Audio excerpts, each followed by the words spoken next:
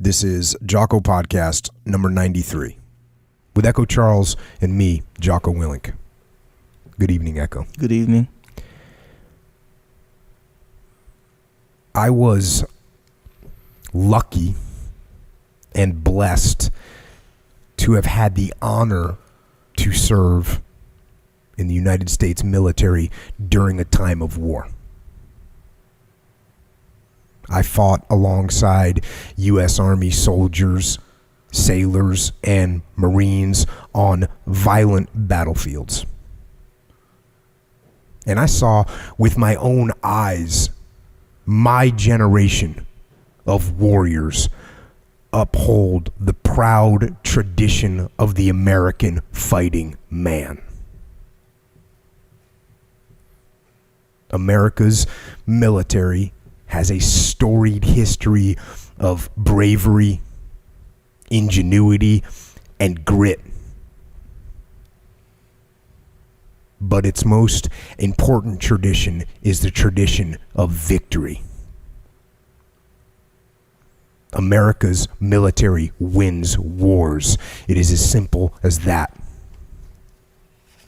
If our nation deems it morally right and existentially necessary, then our military is unstoppable.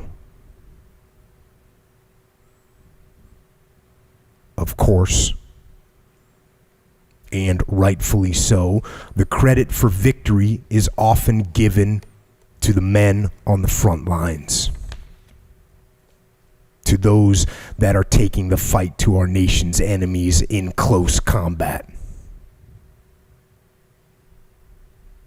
That credit is well deserved. But it is not the only credit that needs to be bestowed. Because it is a simple fact that many of the most critical victories in America's history were won not only on distant, bloody battlefields, but were also won right here, at home. In factories, fields, and farms. You see, our ability to produce, to design, grow, build, and manufacture has been just important to our nation's victories as our ability to fight.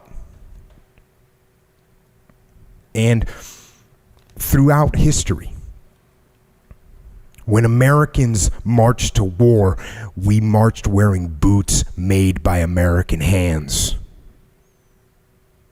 And we wore uniforms that were cut and sewn in factories like this one. Our body armor, helmets, and weapons have been the products of American work ethic, skill, and determination. The best planes, ships, and vehicles in the world that carry us to war and then support us on the battlefield, they only exist because Americans built them. Without the American worker, there can be no American soldier.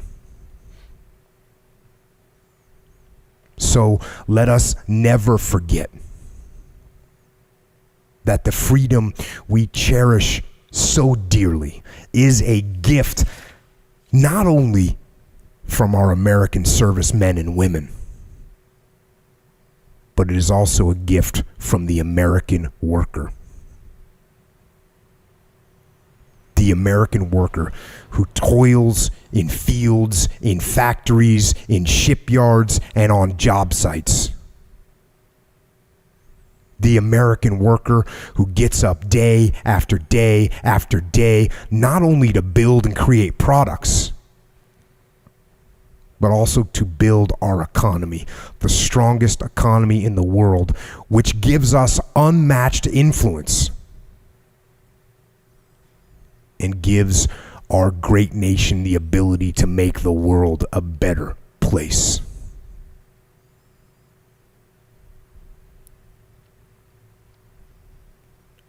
With that knowledge, I could not be prouder to stand here today and be a part of this opening. I could not be prouder to be a part of this company, Origin, which, like America itself, will succeed because of the power of the American worker. It will succeed because of the power of American grit. And Origin USA will succeed because of the unmatched power of the American dream. And I would like to thank all of you, especially America's workforce, for making this dream possible.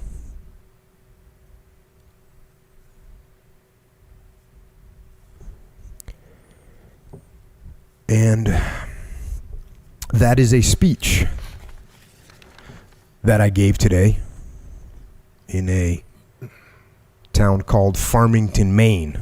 And I was at the opening of the new Origin USA factory